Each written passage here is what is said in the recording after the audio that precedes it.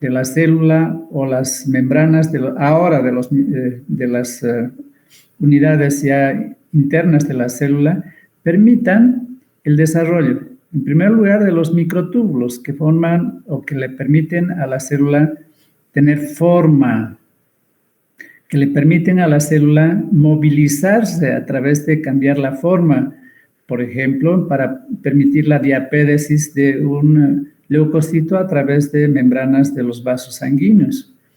Le permite además a los microtúbulos en este andamiaje que permiten estas unidades ser las vías de transporte para una gran cantidad de sustancias para dirigirlas a otras unidades dentro de la célula o para permitir la división celular.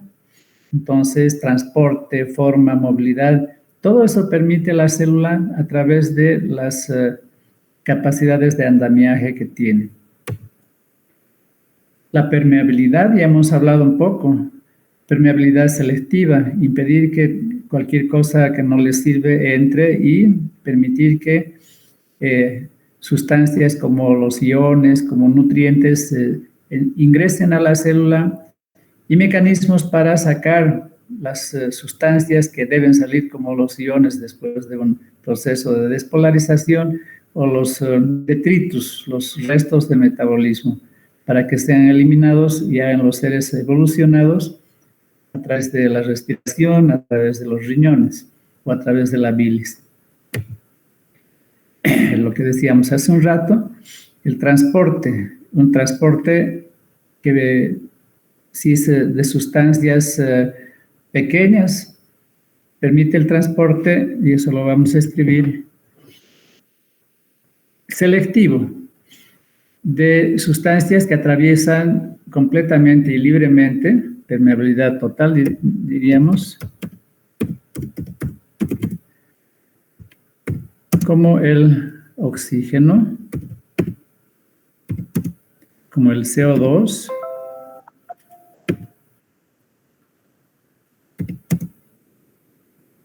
y como el nitrógeno. Permeabilidad parcial,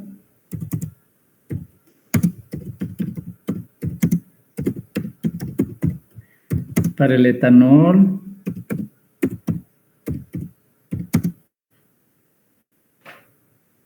el agua y la urea.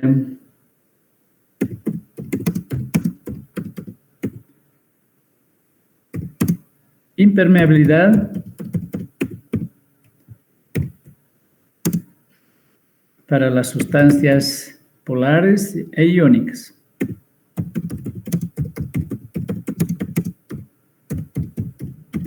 Aquí tenemos entonces una gran cantidad de sustancias polares iónicas, como los iones sodio, potasio, calcio, cloro, las moléculas iónicas como el ion bicarbonato, sulfatos, sustancias como aminoácidos que tienen carga polar, como la glucosa, que no atraviesan, sino es a través de mecanismos especiales, casi siempre mediados por proteínas transportadoras que permiten, ya sea a través de diferencia de concentraciones o a través del uso de la energía para bombear, meter o sacar sustancias. Meter glucosa al cuerpo humano o sacar los iones que ingresaron en el proceso de despolarización. Las membranas tienen funciones importantes como receptores o por poseer en su superficie receptores de señales. Por ejemplo, receptores de hormonas, receptores de señales hormonales,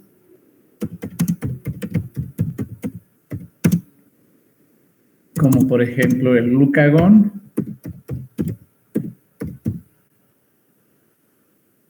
puntos suspensivos y más, la insulina y otras hormonas, receptores de señales que permiten procesos de despolarización, como ocurre a nivel del sistema nervioso central, con el glutamato, con el aspartato, con el GABA, etcétera. Entonces, en las células hay una infinidad, una enorme cantidad de receptores de señales que permiten desarrollo adecuado del metabolismo y de los otros procesos como son el de la conciencia a nivel neuronal. Existen en las membranas también moléculas de contacto con otras células. Por ejemplo, los linfocitos B interactúan mediante los B-cell receptors, así se describen los libros, el receptor de la célula B, que permite tomar contacto, por ejemplo, con los linfocitos T helper.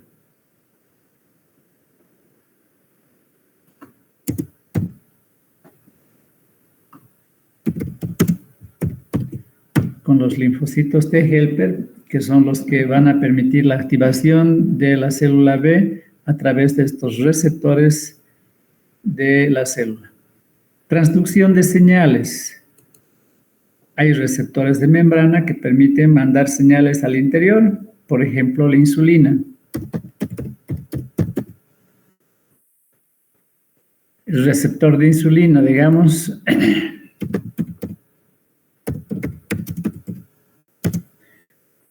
el receptor de insulina permite transducir la señal hasta el núcleo.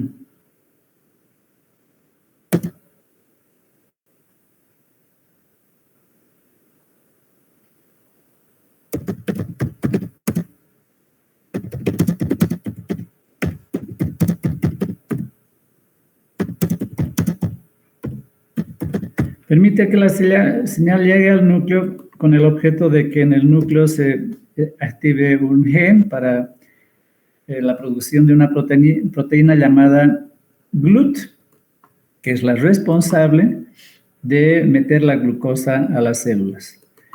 La identidad antigénica, por ejemplo, los grupos sanguíneos.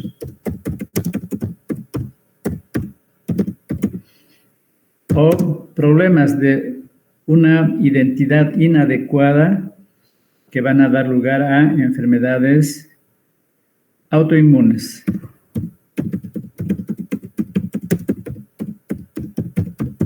Debido entonces a un error en la identidad de diversos tejidos, como ocurre, por ejemplo, en la artritis reumatoidea, en el lupus, en las anemias hemolíticas autoinmunes y una cantidad importante de enfermedades de ese tipo. Vemos acá en la imagen un poco lo que hemos hablado hace un momento de lo que significa el soporte o andamiaje que proporcionan las membranas celulares. En este soporte tienen un rol importantísimo los microtúbulos, que tienen la capacidad de desarrollarse a través de la polimerización de aminoácidos o la despolimerización, produciendo, como vemos acá en la imagen de abajo, una cantidad enorme de estos microtúbulos a lo largo y ancho de toda la célula. Y van a permitir varias acciones, como por ejemplo la división celular. A través de estos microtúbulos van a transportarse los cromosomas a uno y otro extremo de la célula.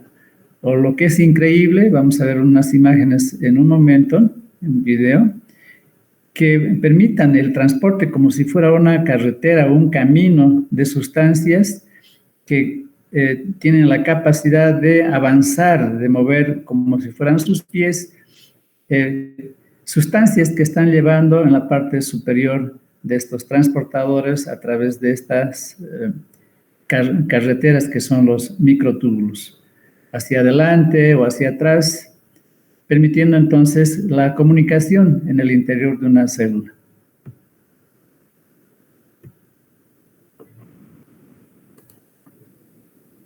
Vamos a ver entonces una imagen.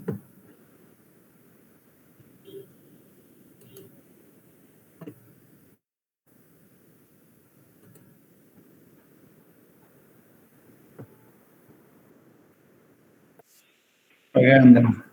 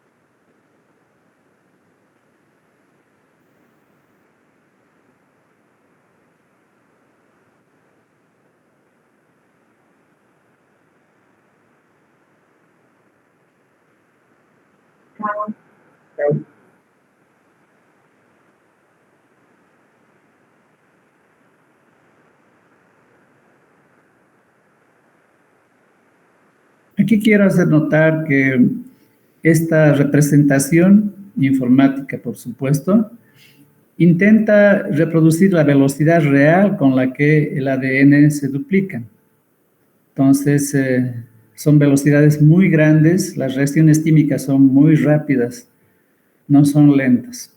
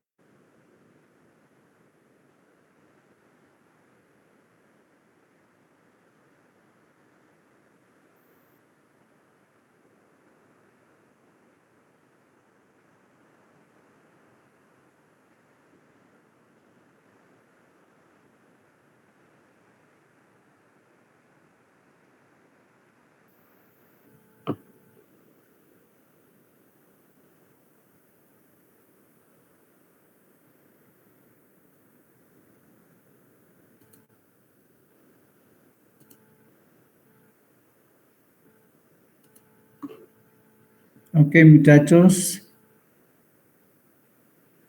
¿Me escuchan?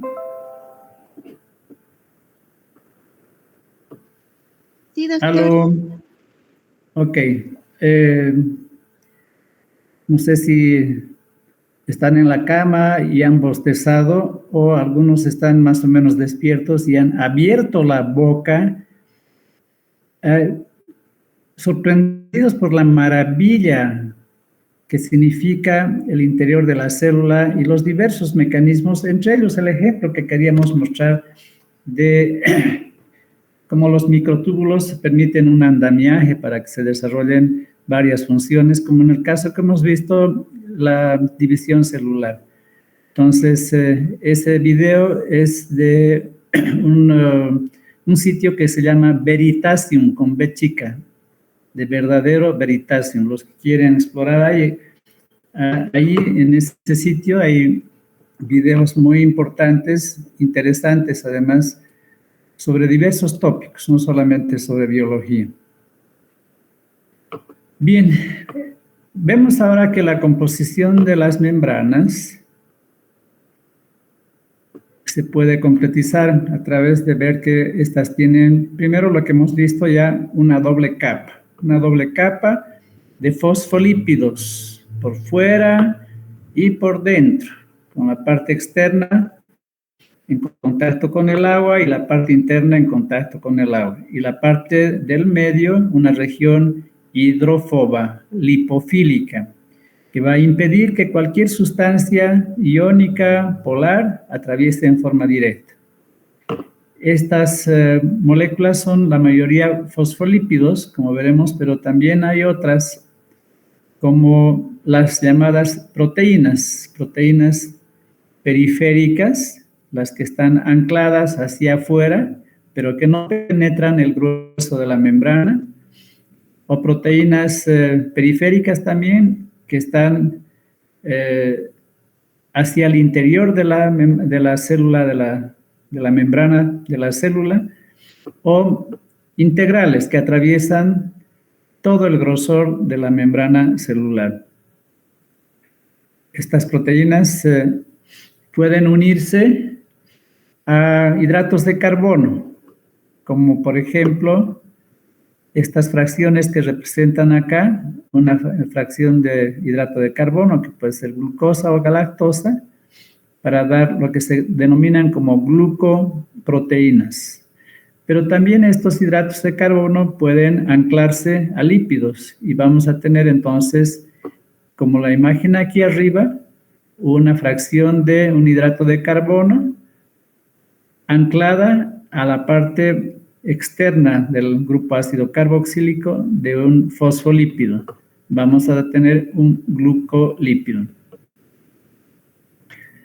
Y colesterol, no tenemos imágenes acá de colesterol que va a permitir que la membrana sea más o menos fluida. A mayor concentración de colesterol que tenga una membrana, ya sea la membrana citoplasmática o la membrana de algún organelo interno, entonces a mayor concentración de colesterol, mayor rigidez, y a menor concentración, menor rigidez. Cumple una función importante para el buen funcionamiento de las membranas en cualquier tipo de célula.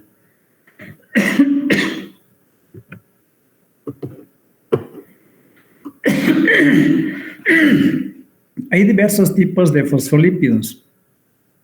Todos ellos tienen un grupo o más grupos fosfóricos enlazados a diversas fracciones lipídicas. Vamos a ver acá, en este ejemplo, que se llama fosfatidilcolina.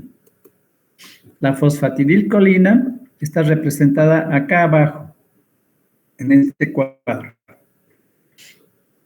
Tiene varios componentes, o en este otro cuadro también. Vamos a ver primero a la izquierda. Esta representación O, grupo carbonilo y R significa la cadena hidrocarbonada. ¿De quién? De un ácido graso. Aquí tenemos arriba la representación de un ácido graso que tiene 10 carbonos en la cadena hidrocarbonada, que es la zona hidrofóbica hidrofóbica o lipofílica. ¿Por qué razón? Porque esta región del ácido graso tiene enlaces covalentes entre el carbono y los hidrógenos, respectivos. Son enlaces covalentes que no difieren, digamos, en distancia, no hay una distribución desigual entre los electrones y los protones de todos los componentes. Por lo tanto, hay un equilibrio, no hay regiones polares acá. Esa es la característica de la cadena hidrocarbonada. Y aquí tenemos en chiquitito la representación del grupo ácido carboxílico, COOH. En esta región del oxígeno hay una región polar, una distribución desigual de los electrones, y en el grupo alcohólico acá también una región polar. Eso se representa acá. Aquí al medio vamos a ver aquí,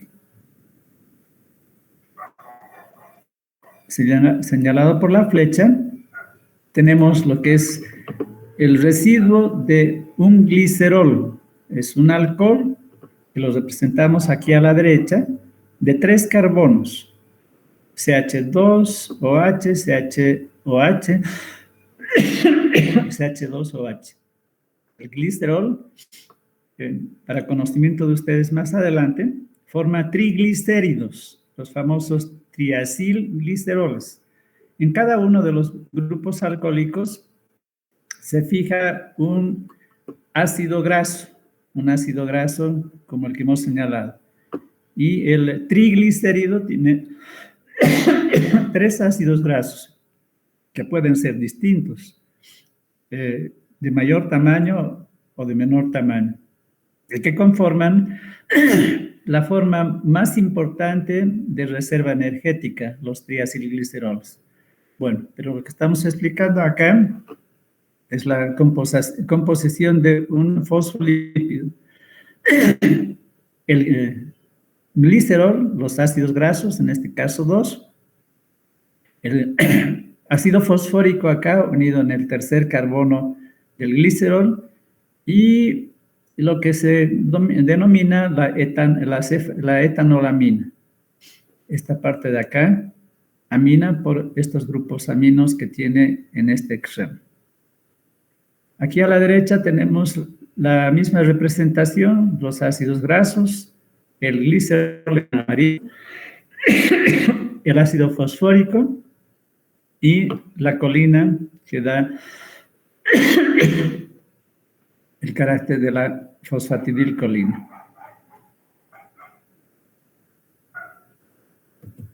Aquí tenemos otro segundo fosfolípido, es la fosfatidilserina. Tenemos también acá los ácidos grasos, apuntando acá en esta parte de del glicerol, el carbonato del glicerol como un ácido graso, el superior con un segundo grupo de ácido graso, y aquí en el tercer carbono el ácido fosfórico más lo que se denomina serina.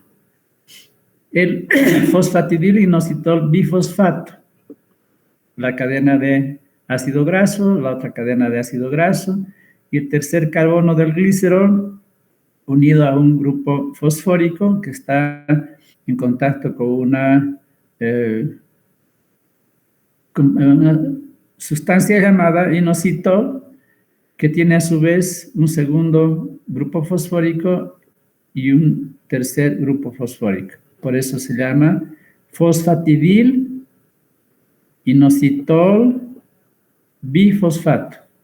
Este compuesto tiene una gran importancia porque es el insumo para la síntesis de segundos mensajeros que vamos a ver dentro de no de esta clase, pero dentro del tema. El origen de segundos mensajeros de gran importancia metabólica a partir del fosfatidilinositol bifosfato.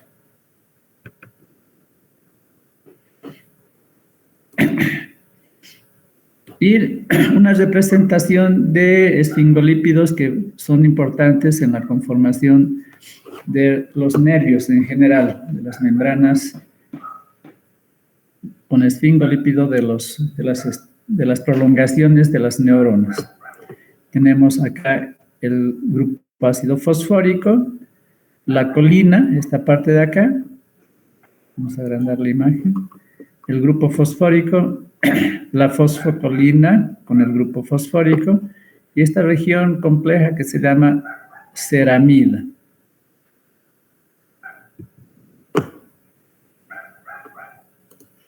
Bien, en este contexto, con esta información previa, vamos a ver que las membranas tienen una gran cantidad de receptores de señales químicas que van a ser las responsables en nuestras células, que son formas altamente evolucionadas de las células primitivas, poder contactarse con otras células, poder recibir señales para desarrollar su metabolismo y que cumplen esta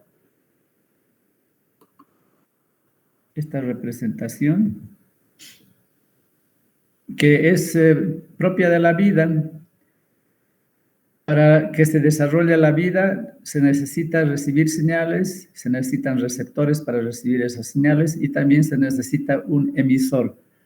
Es como cuando nosotros nos comunicamos. Yo me comunico con ustedes, ustedes con sus compañeros.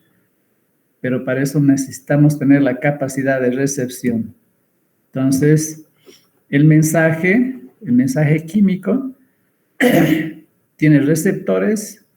El mensaje químico tiene códigos, que son códigos bioquímicos, y tiene un canal de comunicación, que puede ser una proteína, que puede ser algún otro mecanismo externo que transduzca una señal sin entrar ninguna sustancia, pero que transduzca una señal al interior. Vamos a ver eso, por ejemplo, para que se entienda. Cuando el glucagón se fija a un receptor de glucagón en un hepatocito, esto activa al receptor en la parte interna. O sea, no ha entrado nada, pero se activa el receptor en la parte interna y desarrolla una cascada metabólica que va finalmente a permitir lo que el glucagón hace como hormona.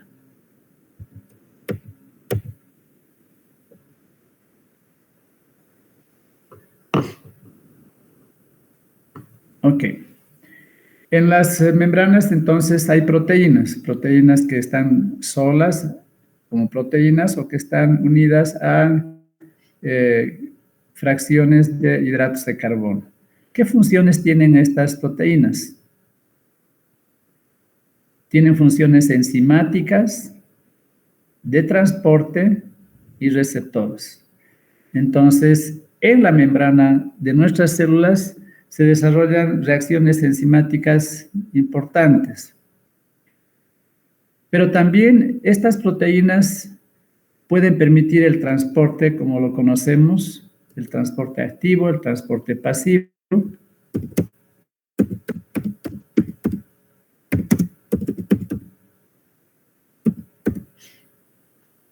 El transporte pasivo por difusión o el transporte facilitado. Cuando hablamos de transporte pasivo por difusión, nos estamos refiriendo a la apertura de una proteína, de un canal proteico, y que permite la difusión por gradiente, desde regiones de mayor concentración a regiones de menor concentración. Y el facilitado, por ejemplo, la glucosa, que ingresa a las células a través de una proteína, pero ya no por gradiente, sino a través de la estructura de la proteína que permite el paso, a través de cambios estructurales que permiten meter sustancias o sacar sustancias de las células. Las funciones entonces enzimáticas, el transporte y receptores de señales químicas que permiten procesos metabólicos. El ejemplo que les dábamos hace un momento, por ejemplo, el glucagón o la insulina. Tienen receptores de glucagón en el hepatocito, de insulina en las células, cuya activación del receptor por estas hormonas va a permitir que se desarrolle al interior de la membrana, al interior de la célula, reacciones químicas determinadas para el metabolismo energético, en el caso de los dos ejemplos. Un ejemplo de lo que significan reacciones enzimáticas. Este compuesto que está acá es ANP en inglés, es el péptido natriurético auricular.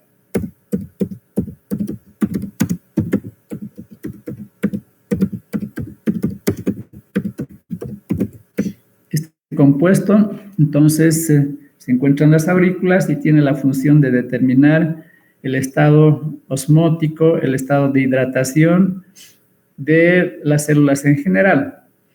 Entonces, este péptido va a permitir una reacción química, una reacción enzimática, que va a permitir la eliminación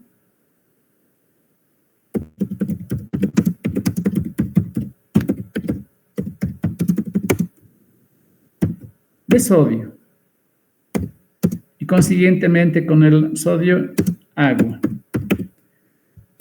con el resultado de una disminución de la presión arterial. Además, también otro efecto es que inhibe al sistema renina, angiotensina, aldosterona. Entonces, es una reacción de gran importancia que si no la han visto ya conmigo la van a ver más adelante en mayor detalle y en fisiología también. Permite equilibrar a la función del sistema renina-angiotensina-aldosterona que retiene sodio, retiene agua y aumenta la presión, aumenta el volumen sanguíneo en casos de deshidratación. Este sistema del péptido natriurético auricular hace lo contrario. Baja la presión arterial a través de la eliminación de agua y de sodio. O la insulina, también vamos a ver en este tema, que activa cuando se une al receptor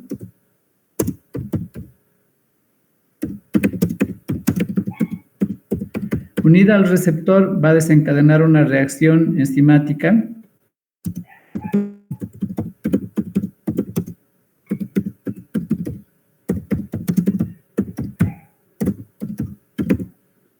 de fosforilación.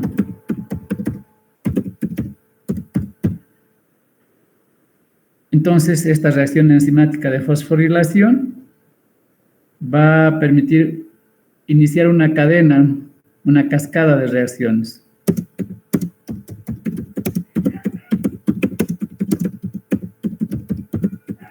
Una cascada de reacciones que en el núcleo va a producir el producto final, que es las proteínas GLUT.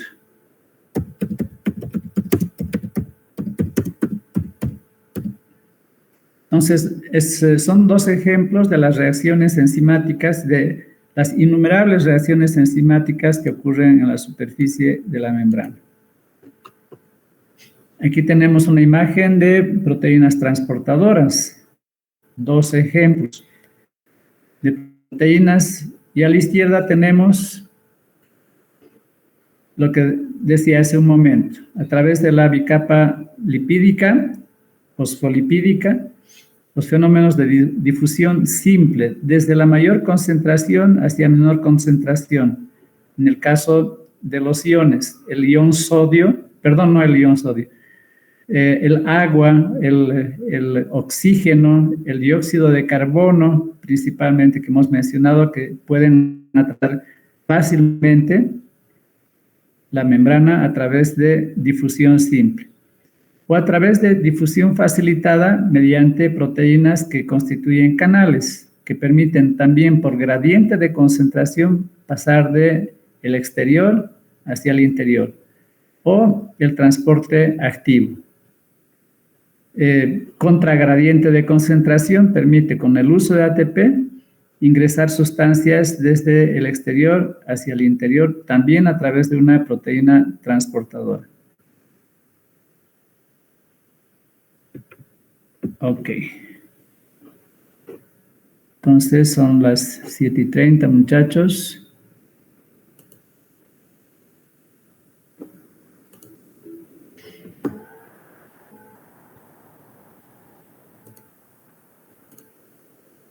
¿Alguna pregunta hasta acá, muchachos? Son 56 alumnos.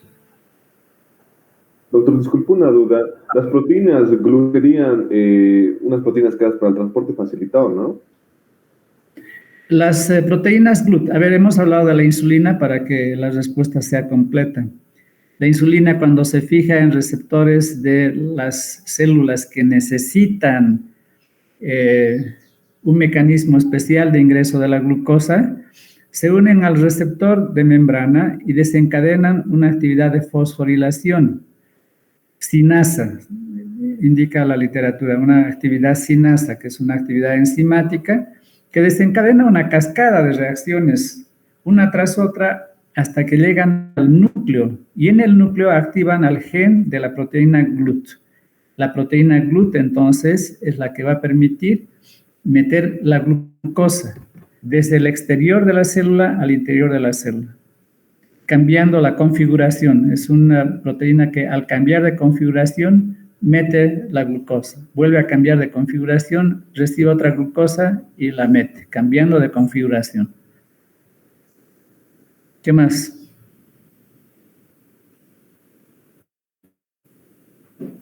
Bien, si no hay más, nos vemos mañana. Hola. ¿Puedes entrar? No quieres entrar. Ya, muchachos. Mañana nos vemos a las 2 de la tarde. Sí, dime. Ya, ok. No, que lo dejo hasta luego. ¿Perdón? ¿Otra vuelta? Sí, hasta luego. Ya, perdón. Sigan descansando.